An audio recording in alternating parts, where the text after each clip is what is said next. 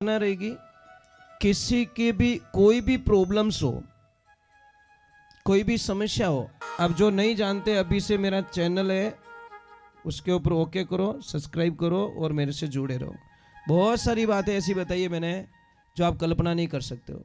हजारों बातें अंदर डाली मैंने वीडियो के माध्यम से ताकि आप तक पहुंचे, आप उसका आनंद लो।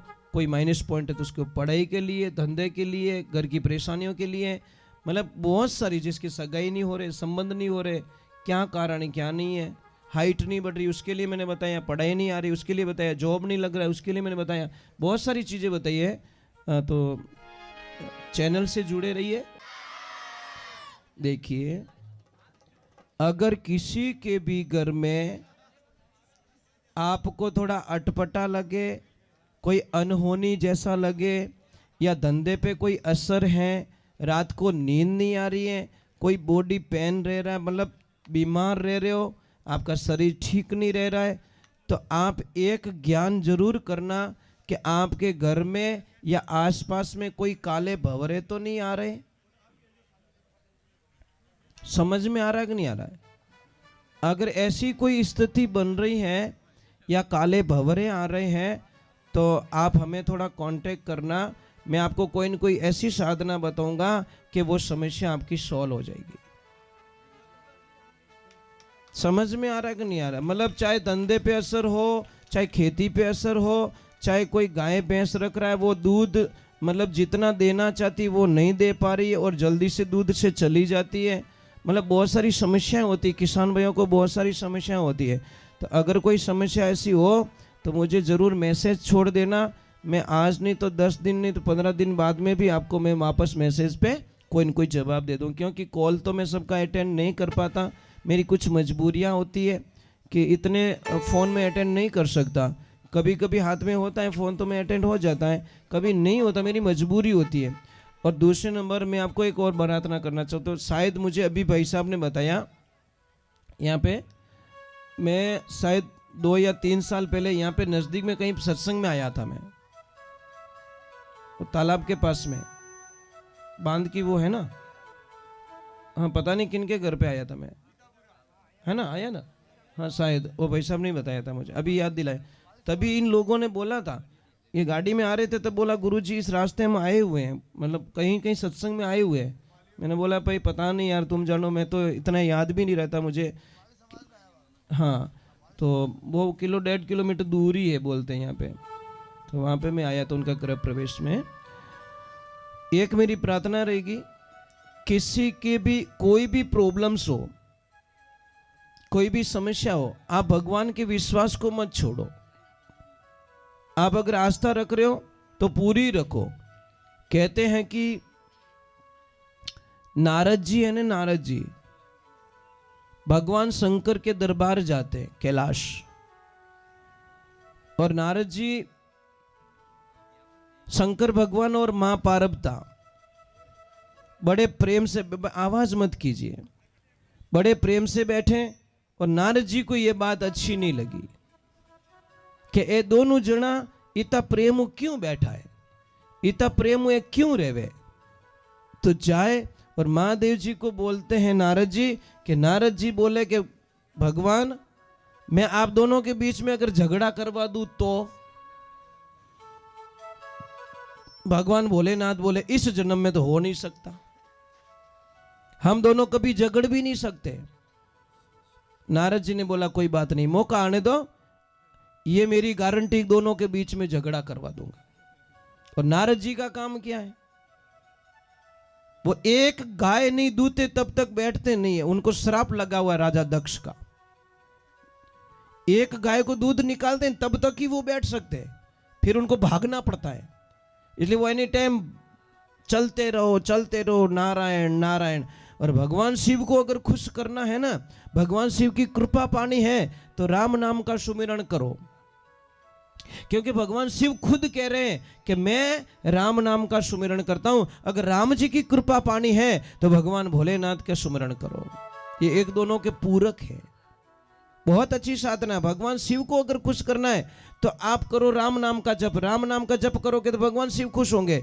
और शिव को खुश करना है और राम को खुश करना है तो शिव का नाम लो। तो अब देखो वक्त बीत जाता है। एक दिन जाते नारद जी माँ पार्वती जी लकड़ी लेने के लिए गए और जाके बोले मैया कैसे हो? कि गुरुदेव मैं बहुत अच्छी हूँ। अरे अच्छे तो हो पर महादेव जी कुछ मन की बातें बताते कि नहीं बताते? कि नहीं नहीं सारी बातें मुझे बता देते हैं। पक्की बात है कि हाँ। तो एक बात कभी बताई आपसे कि क्या कि उनके गले में जो माला है मुंड माला वो किसके मुंडे है? बताए कभी? महापारव तो बोले ये तो नहीं बताए। तो पछे क्या वो मन री बात मने कहवे? आपसे तो छुपा के रखते हैं।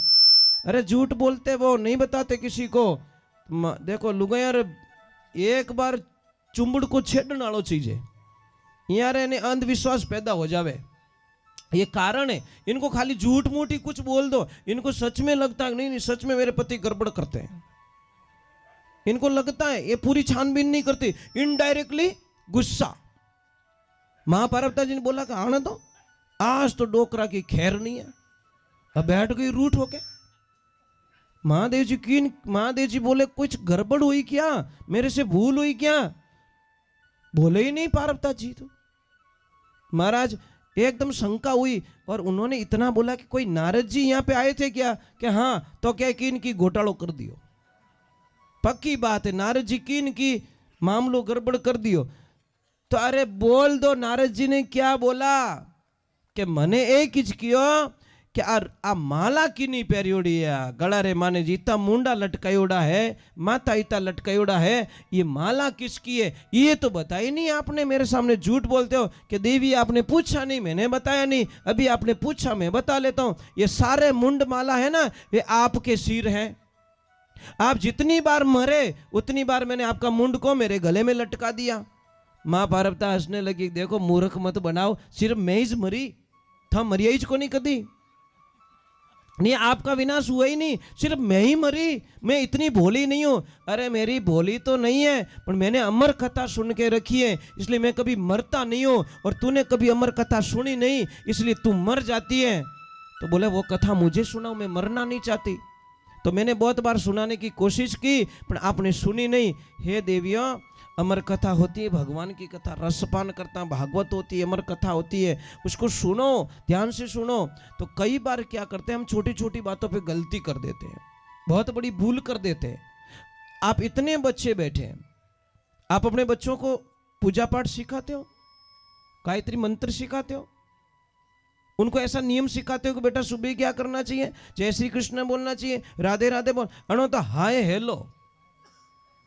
और बड़ी मेहरबानी हुई मोबाइल की, इतनी कृपा हुई है कि तुम्हारे बच्चे तुमसे दूर चले जाएंगे।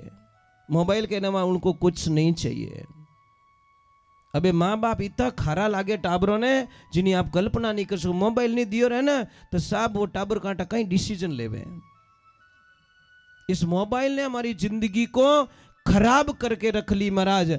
और मोबाइल जब तक हमारी जिंदगी में रहेगा हमारी जिंदगी की बर्बादी दुनिया में कोई ताकत नहीं रोक सकती, क्योंकि ये आया हमारी लाइफ में बोलता मैं न तो सोने दूंगा, न तुझे खाने दूंगा, न तुझे सच बोलने दूंगा, मैं तेरी जिंदगी को रोड पे लाके खड़ा कर दूंगा।